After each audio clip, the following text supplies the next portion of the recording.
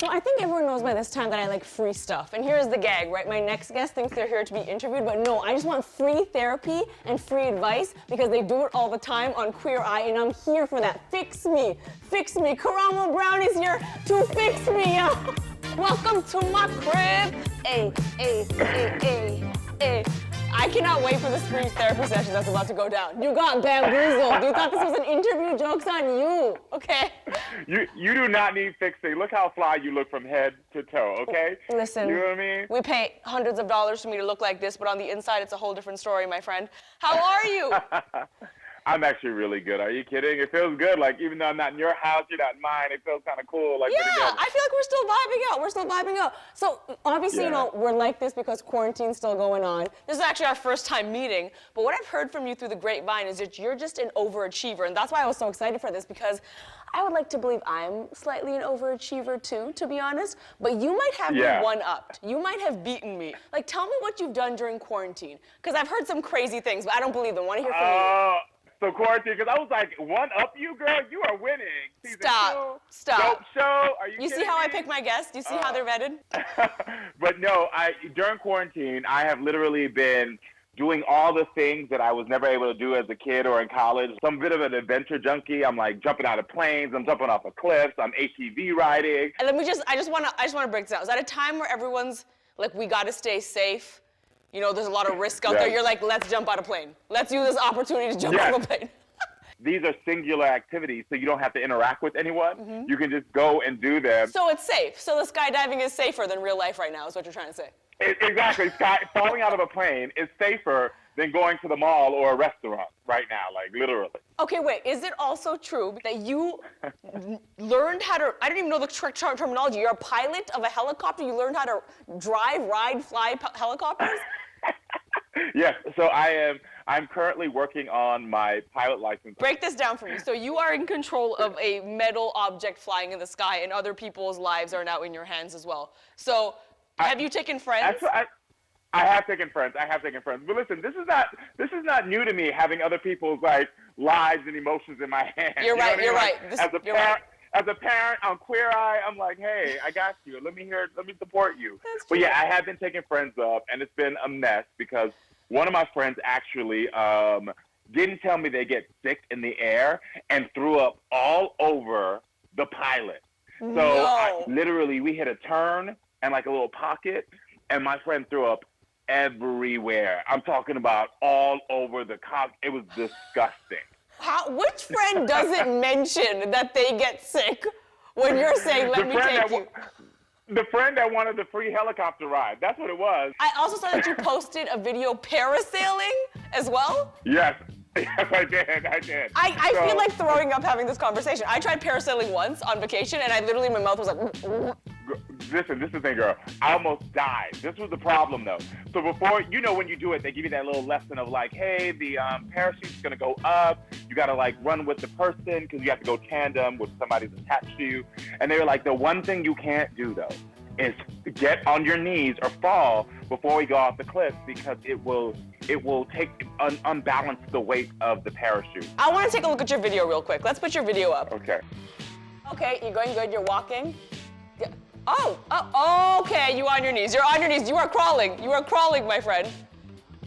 Yeah. So explain to me what's going through your mind now as the parachute is going off the cliff. I'm like, there is a worldwide pandemic happening, and I get my stupid black ass up here and die from a freaking parasailing accident. That's literally what's going through my mind. 1, you're crazy. 2, if that was me, the amount of urine coming down my leg, I would've been like, stop, turn it around. It's like you were playing a legit game of Floor is Lava. You were like, I'm not gonna touch the ground. I'm gonna fall, I'm gonna touch the ground. I need to ask you, you give everyone advice, and you know, you're kind of like a therapist on Queer Eye. I feel compelled to ask you from the helicopter, the parasailing, are you having a midlife crisis? What's going on here? What's happening? Well, I need to know. You're not the first one to ask me that because I did just turn 40 last November. So it's not a midlife crisis. I feel like you'll understand this. My parents are from another country, so I'm first generation American. It's like an immigrant life crisis. You know, like we didn't have the money to do a lot of these things. So now I'm grown and I'm like, I'm doing all the things you told me I couldn't do. it's more that. You know what I mean? Versus relate. anything else. I completely relate in a less extreme form. You know, some of us are out here parasailing. Me, my way of rebelling is I'm like, oh, my mom never let me do this. Look at these white shoes I bought. These white shoes right here, I take the plastic right off my phone, right off my sofa. I'm like, I will not. You get it. No, it's completely the same because these are things that they got denied us. And I'm like, okay, I'm grown now. I'm doing whatever I want to do. Parasailing, white shoes, we're right up there next to each other, absolutely. Now that we've established that we're twins and we're the same person, and we are both overachievers, but again, I feel like you got me slightly beat because amongst all of this stuff, you also started a skincare line called Mantle. We launched in February of 2020, and then the pandemic hit. And my business manager was like, you know what? We don't know how this is going to work. And I was like, again, I did a Queer Eye Karama. I was like, have faith. I was like, we have good intentions here. We're doing this for a reason. And we literally have been such a success. Last year, we got into Nordstrom stores.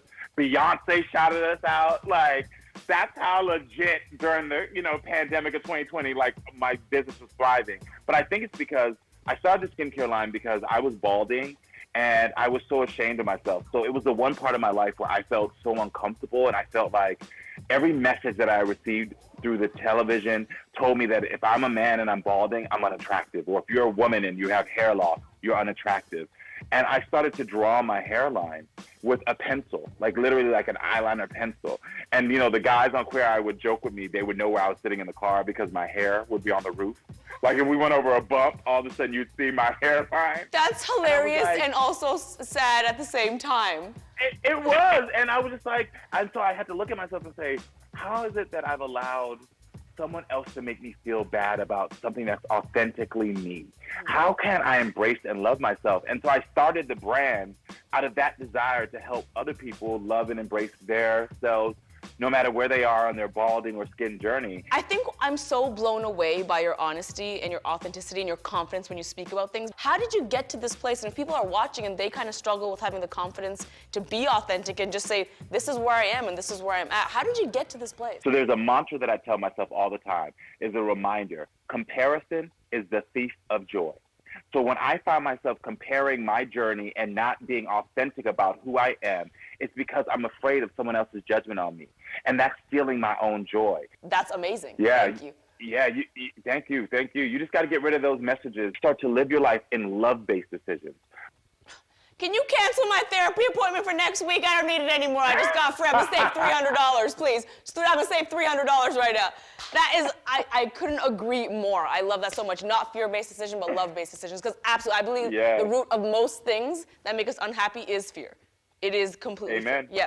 I want to ask you something. I'm throwing my card away. We're done. I want to get into the real tea here for a second, okay? I want to talk a little bit respectfully about your relationship status, because you recently did go through a breakup, correct?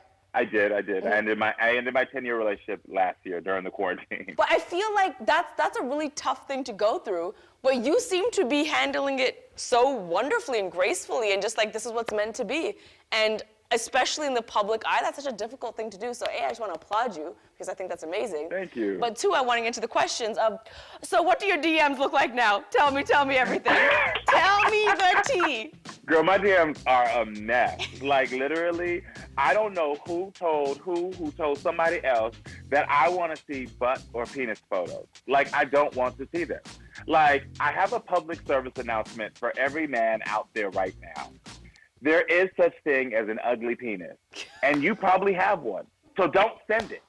Nobody wants to see it, and I don't want to open up my phone. And these guys, they start you off with like, hey, really a big fan of your career, love, like everything. And then all of a sudden it's like, bam, here's my penis.